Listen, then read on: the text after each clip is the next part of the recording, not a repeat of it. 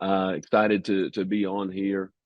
Wish we could be in person with you guys and get a chance to meet everybody face to face, but excited to talk about our team. Really looking forward to just seeing how our team performs. We have 12 new players, high expectations, but we have a phenomenal group of young men and a brand new schedule that's going to be extremely challenging for us. And so excited to see just how well this team gels and how quickly that can happen, especially in preparation for extremely competitive league play as we get into the Sun Belt. All right, we'll open up for questions. And once again, for our media on the call, please raise your hand and we'll call on you to ask those questions. Our first questions will come from Mike Barber. Good afternoon, Coach. How are you? Doing terrific. How are you? Excellent. And I'll be honest, we don't look all that good in person, so you're not really missing out on anything. I'm curious, aside from obviously the three guys that you know very well because they came with you, what's the process for a coach of getting to know his players both on and off the court? And I'm curious, do you go back and watch a lot of film from where they played last season, or do you try to clean slate it with what you see in the gym? Yeah, those are two great questions there. I think the process is a lot of time. I think we pride ourselves on spending more time with our players and spending more time together as a team than anyone that we know of. And so we spend a lot of time with our players, having a lot of discussion, not just in a team setting, but in an individual setting, and getting to know them as people, and really trying to mentor them outside of basketball. And that's a big part of our mission and what we do, and a big part of our process of bringing these guys together as a team is them being able to build great respect for each other and for what we do as a program. To answer your question about the film, yeah, that's a great question. We obviously watch a good amount of these guys in the evaluation process, and even further once we get them here, to just have a familiarity, right? What are their strengths? How were they used at their last game, at their last school? What things were good, what things weren't good. And then there's even a process of sitting down and kind of watching some of the stuff with those guys, right? There's a self-evaluation that comes from, hey, let's sit down and watch, the way that you were used last year. What was good? What wasn't good? How does that fit into what we're doing? Because it's not a one-size-fits-all type of coaching, and it's got to be very specifically tailored to each and every guy. So that's a great question, because it is something that we absolutely do, especially with so many new players. And I mentioned that the three guys that obviously you should have a pretty good handle on because they came with you. What's their value in terms of I don't know, explaining your culture, of being maybe a resource for the new players to say, hey, this is what coach likes, this is what he doesn't like? Well, it's extremely valuable, just because everything is so new to everyone, right?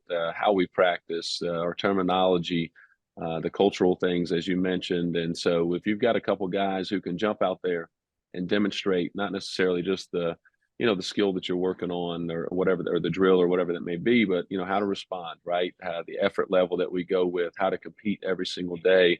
And so, being able to bring those guys here was incredibly valuable, because it certainly gave us a great starting point as we were shifting and building the culture here with so many new players. Thank you. Let's go over to Shane Metlin.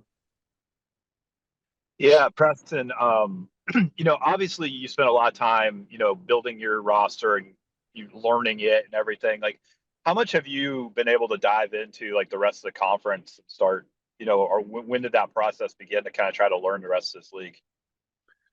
Yeah, honestly, it hasn't really hasn't even begun yet, to be honest with you. I just think once you get into the season, there are just such a small number of days that you can really focus on yourself. And so prior to the season, we try to spend as much time as we can just working on ourselves, trying to figure out what's the best way for this team to play.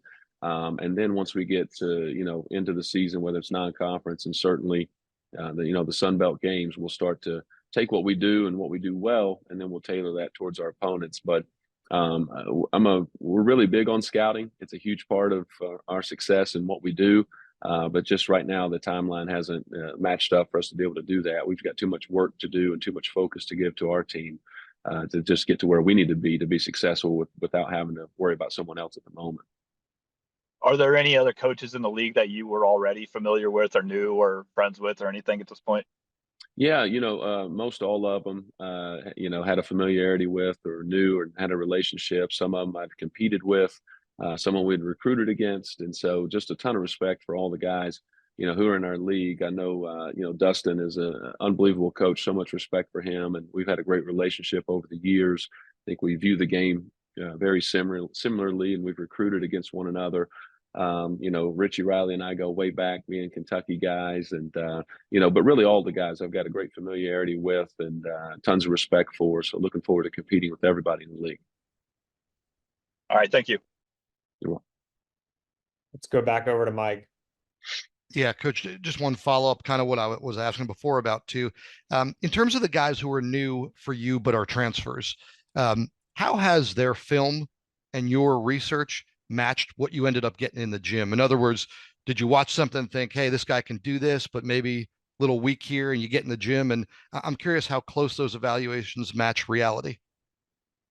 Another great question. You're spot on with it. I would say they were pretty close. All the guys, it's more than just the film, right? When we're going through the evaluation process, it's a lot of conversations with them.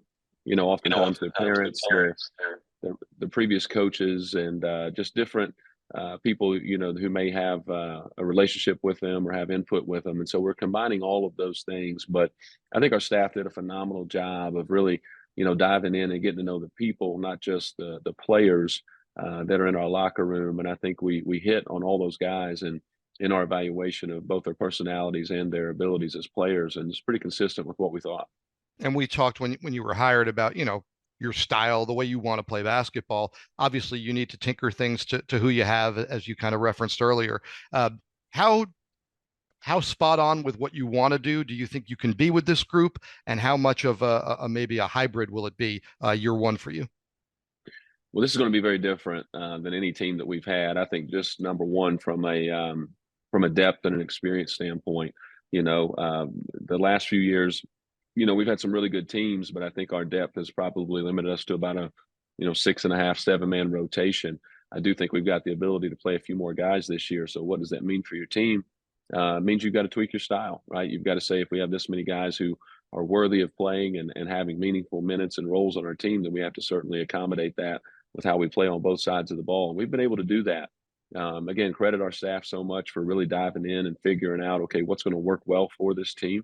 And then all of us collectively come together with, some systems to kind of implement those things and kind of put this team in position to, play to their strengths. And part of the strengths is having some good depth that we haven't, exactly had in my time as a head coach. So excited to see how that translates to a different style. Good stuff. Thank you, Coach. Thank you. Let's kick it over to Adam. Coach Spradlin, you guys, you have Xavier Brown, who stayed with the program, and you brought in Mark, and you have these players that have experience winning and winning championships. James Madison, won the tournament last year in this league and won an NCAA tournament game. How important do you think it is to have players that have championship experience on your roster? It's extremely important. We call it championship DNA, and it's very important. I think, in the recruiting process, we really try to target guys who win, and have that experience in winning.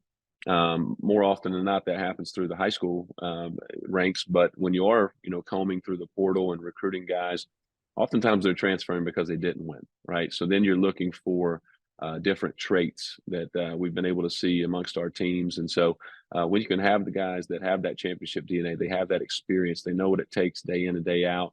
They know what it's like to be picked at the top of the league in the preseason poll like we are right now. They know what that means to get everybody's best shot. Then it can be infectious. It's contagious amongst your team. And so you want those guys. You want those guys that want to come here and get picked near the top of the league because they know what the expectation is and they know how to sustain that and how to deliver on it. And so having guys like that are extremely important. You look at a guy like Eddie Ricks, that won 26 games and played on the NCAA tournament team as a freshman. That's all he knows. He doesn't know anything other than you come to work every single day and you punch your ticket to go to March Madness. And so we got to make sure that, his experience is infectious and contagious amongst the rest of the team, along with a guy like Xavier, along with a guy like Mark, and so many of the other players who've experienced winning at a high level. Thanks, Coach Spradlin. Appreciate the time today. Thank you.